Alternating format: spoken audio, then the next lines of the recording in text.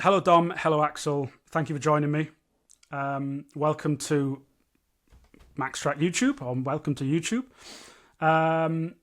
Was hoping to have a bit of a chat with you guys today about the new Power Pack, which hopefully will have just been dropped as of 5 minutes ago, depending on how good I've been on the day of release. Whereabouts are you guys?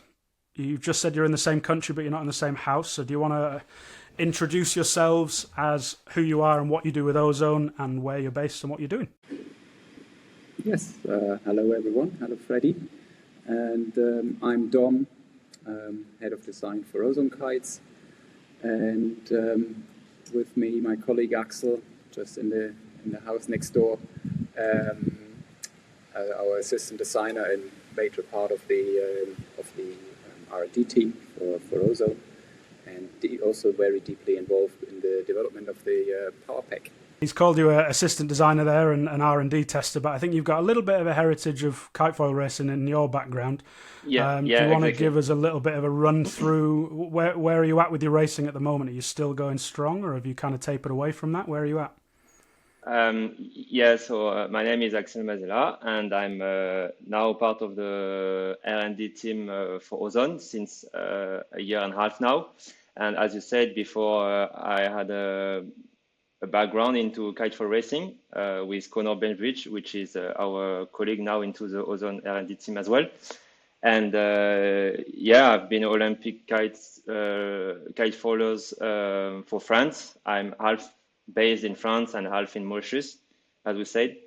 And I'm still involved into kitefoil racing since now, and mainly into R&D for Ozone as well. Cool. And I imagine, bearing in mind, I was having a conversation with a friend of mine who's just spent a couple of months in Mauritius, and he was saying, there was some guys floating around with some Ozone Parawings out there.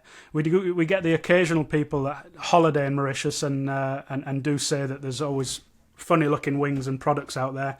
I think we can safely say that's probably you guys flying around the waves there, testing new bits and bobs. I think he said you had about 4 wings. Four wings on you at a time. Yeah, I think there is some spires coming in and out here in Mauritius from different countries who can meet us, especially around Le Morne or on the south coast where we are based. And when we are going out on the water, we're taking as much as possible prototype on us, just to make the testing as much as efficient as possible. And sometimes we end up with maybe 3 Parawings on us each. Cool. Let's jump into it. The Power Pack. First things first, it's probably worth mentioning it is not a pocket rocket. So the pocket rocket remains the same. So what is the difference between the pocket rocket, Dom, and the Power Pack? And why do we need 2? It's correct. The Power Pack is not a replacement for the pocket rocket. The pocket rocket stays in the line. We wanted something with shorter lines, more compact plant form and shape, and with very little package volume. So we fiddled around, and we started that project quite some months ago actually, and then refined it over the summer in Europe and then back here again. And we reduced the cell count, we reduced the aspect ratio. It's very compact, nice, and mainly the lines, the length of the lines, but also the line material has changed. Way shorter lines that you can now basically retract it within 1 arm reach, even on the big sizes, which is a massive benefit for anyone who needs to quick stash and redeploy. If you enjoy riding waves, the Power Pack is really nice because it's just very quick to pack up. While if you, for example, somewhere where it's maybe even on a lake, people using Parawings where you don't really get any bumps, any swell to be ridden, and you're not stashing your Parawing as much, that's where the pocket rocket is probably better suitable for you, where you more enjoy the performance over the package size. Performance. So what are we talking about, Axel? We're talking about this is Upwind performance the pivotal difference between the two of them? Or what are we going to notice if you're trying to smash upwind on the Powerpack? So as Dom said, the Powerpack design is as minimalist as possible. We try to reduce the cell counts, the ribs, the tabs. There is less line, they are shorter. I mean, everything is really minimalistic. So we end up to a situation where it's really easy to stash, easy to redeploy 100%.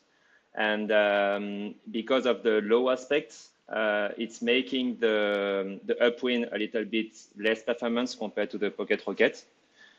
But there is still good performance if you want to reach nice angle upwind, and yeah, it's still a good performance. We didn't do a Parawing which is not going upwind at all. We try to find something performant at least, yeah. You know, it's still a full spec Parawing as such. That was my you know, looking at the pocket rocket, it is going upwind very well, and it is a kind of a quite high aspect design if you're looking at it on the Parawing side. So it is, you know, we entered the market with quite a high performance product there. I was definitely, when it first came out, that pocket rocket, I was quite surprised how high aspect it looked in comparison to everything else, but it's performed phenomenally well for us. But I think that a lot of people, the only sort of critique, let's say, and I'm trying to be as positive because this is an ozone conversation, but we need to be realistic. Slightly longer lines on the likes of the bigger sizes of the pocket rocket, made for slightly more awkward stashing at points. And I think that compromise is quite difficult sometimes because you had a huge amount of performance, but you're going to have to weaken something off. And likewise, exactly like I hope you're saying here, you get a better depower out of the Powerpack, but you don't quite get the upwind performance. So I'm seeing it in my mind a little bit. If we use Hood River as the perfect example, I spent a lot of time just riding up and down wind rather than doing the shuttles because I couldn't be bothered getting out of the water. So I guess that's where the Powerpack comes in. Interesting. Yeah. Bridles wise then, new bridles on this one. Now, I don't think until Parawing came around we'd really seen the effects of extensive use on bridle lines, let's say, until you'd used a kitesurf kite for a very long time. But very quickly, using a Parawing for 10 times, the performance gets changed quite a lot because heat pressing on the bridles when they come out of the factory changes quite extensively. What have you changed and why in the bridles material-wise on the new Powerpack? So yeah, as you said, before we never really touched the bridles as such on kites or on wings, not at all anyways, but even on kites you never had to touch the bridles. So now we are actually having to pull the bridles through our hands, so that requires a whole new performance out of the bridle lines, out of the line, to not rush your hands or burn or cut and be hot in your hands like some bridles might do if you sliding your hands up quite quickly. So we worked hard with our supplier, got a special coating around the lines. We increased especially on the front lines that are actually being used to stash your Parawing, to retract it. And it's a bit thicker, so the thicker diameter also means it cuts less on your skin. In addition, the coating has improved massively, and now it just slides nicely through your hand without any friction, really, even in wet conditions. Wet or dry, it's just very easy to get them through the hands. And additionally, if you're looking at the bridle layout on the Powerpack, we've got one center line where all the front lines kind of depart from into the canopy. So you're basically finding a very easy spot to start your hand to slide up from. Then from that short, we call it the center A riser line. It's only 20 centimeters long, and from there all the lines go up to the canopy to support the canopy. And all these lines are straight lines. They don't have forks in them, because every forks there is a loop-to-loop connection or a kind of a knot, isn't it? So that also makes you stop when you're sliding your hands up. So we've got direct lines going to the canopy, which means you're basically sliding through one line, even though there's multiple to the canopy, but without any stops on the way, and it That's makes cool. sliding your hand just super quick and efficient. There's 2 points that come into that bow line on the bar. Is that for ease of stashing, or what's that for? The bridle just really, I haven't really seen anything in depth yet because it's been brought forward and I haven't seen one. Yeah. But yeah, it looks quite different to the way the Pocket Rocket did with all those lines coming into the bar. So maybe what are those middle lines, the center lines about? So yeah, if that's basically the bar setup, that has changed massively as well. If you looking at the Pocket Rocket, it has the center lines, which are the blue lines, blue colored lines. They're coming to one point on the center of the bar, between the front and the back. You've got the blue lines coming down, which we now eliminated by using basically a bow between the bar ends, and we're having these lines from the center of the wing coming to that bow line. So that means you've got the full bar free to move your hands up and down on and to grab. You're not having this the blue leader line anymore in the center of the bar.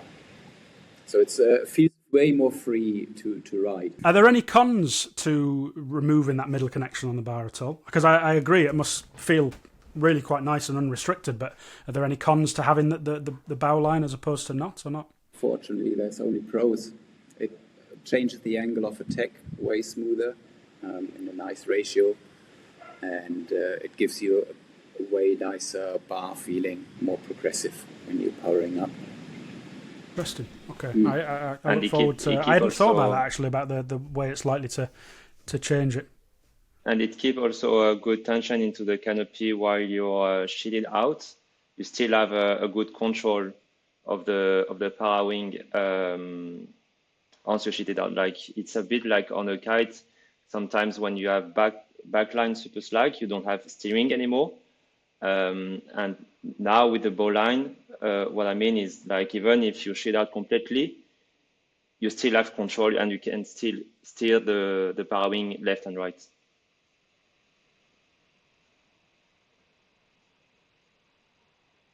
Interesting. Okay. I'm just having a quick look through my remaining questions here. Can you give us some sort of advice, maybe, Axel, then? Parawings, I don't think at the moment have really got the lifespan of maybe some of the other products, windsurfing, kite surfing, bits and bobs, and it's because of just the way we all are using them. It's inherently part of how we're using them completely. Any advice for caring for a Parawing? The packing away, the concertinaing. Like, I'm personally crap at concertinaing. By the point I'm on the wave, I stuff that thing as hard as I can into my belt, trying to think about concertinaing, but just by that point not being able to give a damn because I'm flying down the line of a wave. Is there any advice on how to make it easier for people?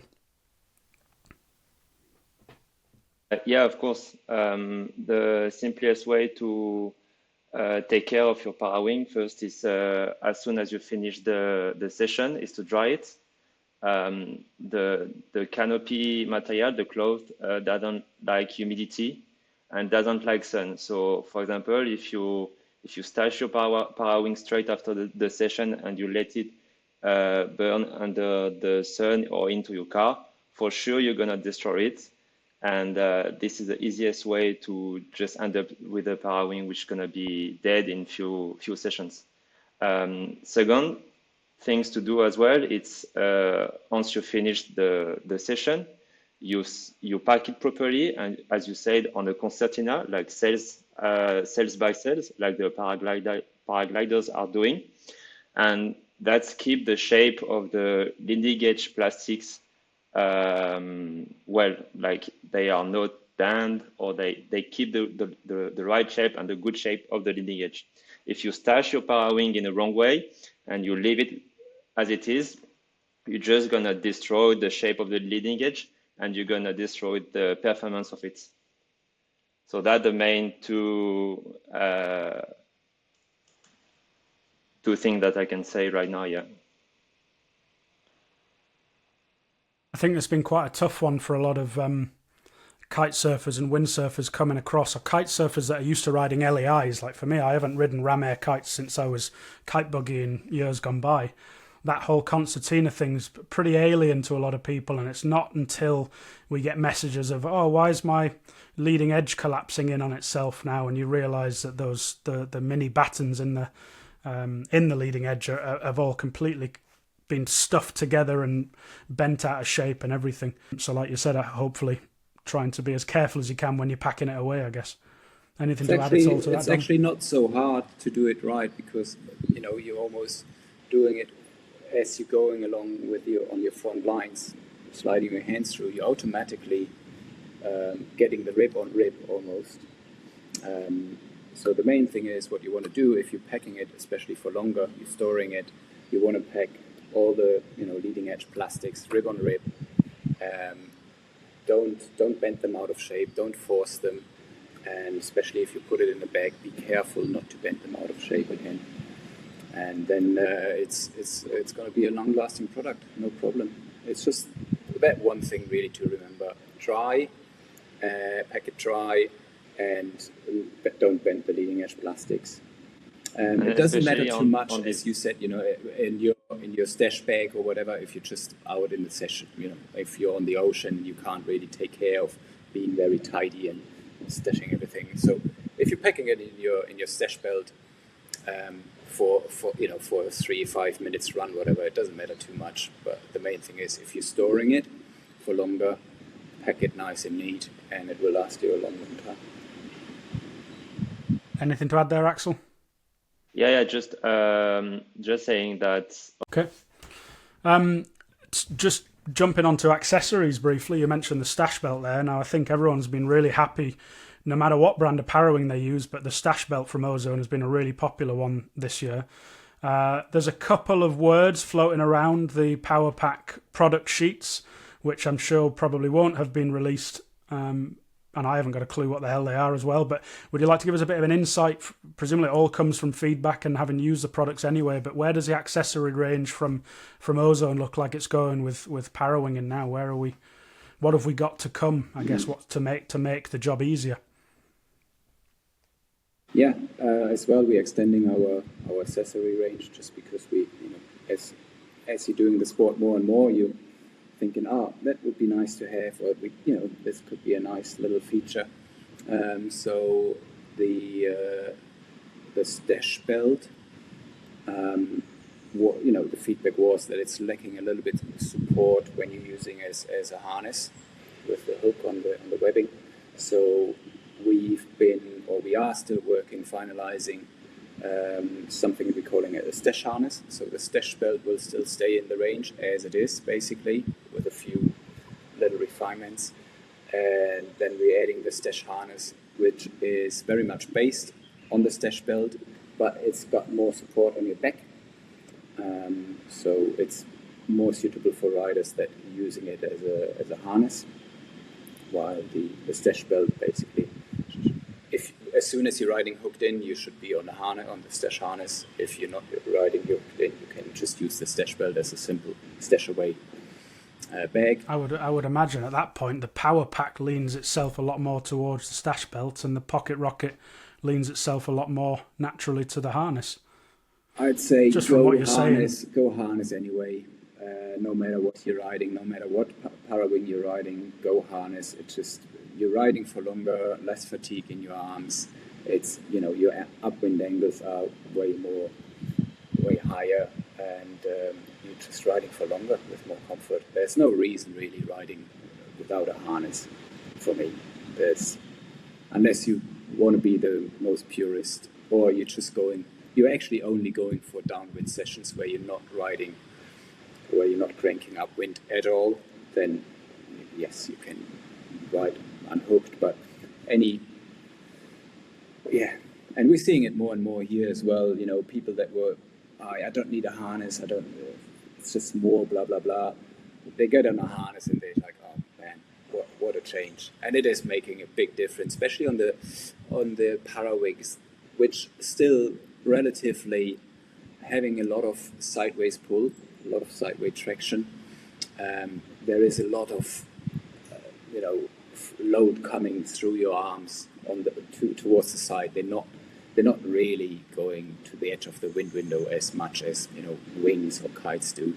So all that sideways pull needs to be transformed into a forward motion, and a harness definitely is very helpful there. So yeah, we're having that harness coming in 3 sizes, pretty much based on the stash belt. You don't really see much difference visually. It's got a few more features, but the main thing is the padding and the support on your back. And one very interesting accessory, I think, will be what we call the mission bag. It's a little backpack inspired by a trail running backpack West style. So it has a waterproof compartment on your back, big enough to put 2 Parawings inside. And then on your front, a compartment for a 2-liter drinking bladder, hydration bladder, where you can put the hose, attach it on your shoulder straps, have a hose to drink on. It's not the hydration bladder isn't included, but you can just buy them in any outdoor shop. Put it into the compartment, and then on the front you've got 2 big pockets. Here, one fits your phone. The phone goes into a additional waterproof pouch. Put it there. On the side, have a safety beacon, GoPro, whatever, just to have your stuff a bit organized, and to have the main reason is you want to have a spare wing with you, either a size bigger or a size smaller, or the same size as a spare one, just in case if you're out in the ocean, shit goes wrong. Either you're losing a Parawing, something breaks, or the wind drops. You're having a spare one with you. Cool. That's a great idea. Makes your trip way safer and enjoyable. Or you're going on a downwind mission. You're putting your spare clothes in the back or whatever you need to carry on with you, because you're ending up on the beach down there waiting for the bus or car to pick you up. So that's a quite exciting product. It's very minimalistic. It only has what's necessary, which is a waterproof compartment and a roll top to close it. And it doesn't interfere with your harness. It just sits a lot higher. It just sits on top of your harness, basically. And it's quite nice. You're not feeling, if you're pumping, you're not feeling it bouncing around. It just sits like a trail running vest, basically, on your upper body. And also that's the good thing that's to be released soon. Sorry, Axel. on the mission backpack, which is good as well, is that we choose lightweight material, just to make it as light as possible, and it's you can almost don't think about that you have actually a backpack on you. And as Dom said, everything is waterproof. So even if you have another Parawing inside and you put it into the water, your Parawing stay dry for long. So there is no additional weight because of the water it's going through. And there is also like good reinforcement everywhere. The Parawing lines they can really tangle into the mission bag as well, because we try to make it as simple as possible and less bulky as possible. So all of the zip line are not with a knot at the end, all of the strap as well. So yeah, we think by making this product, we try to make it as simple as possible for people who are riding Parawings. That's worthwhile knowing. I think that's really nice little detail, because I think, as I'm sure we've all found, if you can tangle something, it is going to tangle with a Parawing. Yeah. Likewise, that weight issue. I know where I'm based here in the southwest of the UK, we're all carrying Parawings when we take subfoil out when we go paddling, purely just for a little bit of health and safety, I guess, just in case we need to get out of there. And the weight that sits in them once you've dipped them a few times, as I'm sure you know, they can get quite weighty. So the fact that it's a waterproof pouch, I think, is going to be very useful for those that want a little bit more safety, I guess, and are going to be maybe going further afield as well. Yeah. So where do you think this sport's going to go? I'm just curious on both of your ideas, really. It's fairly new to us. It's barely 18 months old. Anyone that's been around for long enough, you knew it was going to split off. You know, we were never just going to have one model forever. It was always going to, like we're having right now. You've got your more generalistic pocket rocket, and then you've got your more stashable model. Are there any other disciplines that you've played around with, had a go on, or looked down the direction of that you think maybe in the future might be worth looking at? Where do you see this sport going as a very general thought process? So right now, I would say that we are still at the beginning, and the sport will continue to grow and grow, and the performance of the Parawing will be even better for the next years for sure. We're gonna increase the low hand as well. Maybe it's gonna be as much as efficient as the wing when you have to pump it and take off. But yeah, we are trying our best to push the boundaries as much as possible in every direction right now. Any thoughts on the discipline in general? Like, what are you guys? I know you probably spend very little time free riding, maybe yourselves, but are you frothing on the Parawing as much as the winging, or where do you guys sit with it? Because I know, speaking to Connor, for instance, like Connor hates the thing. I found that so interesting, the big heavy lummox. He doesn't really. He just doesn't spend enough time on them because he's busy designing the wings. No, for us, you know, both me and Axel, it's very exciting, that sport, and it offered, you know, it opened up so much possibilities and probably a new version of the wind-driven sports for us. And we'll see where we can push it next. All right.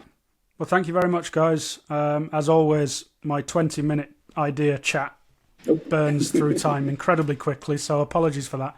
But yeah, thank you very much for your time, and hopefully thanks for we'll listening. Chat to you soon. Yeah, thank you, Freddie. Thanks a lot. Bye-bye.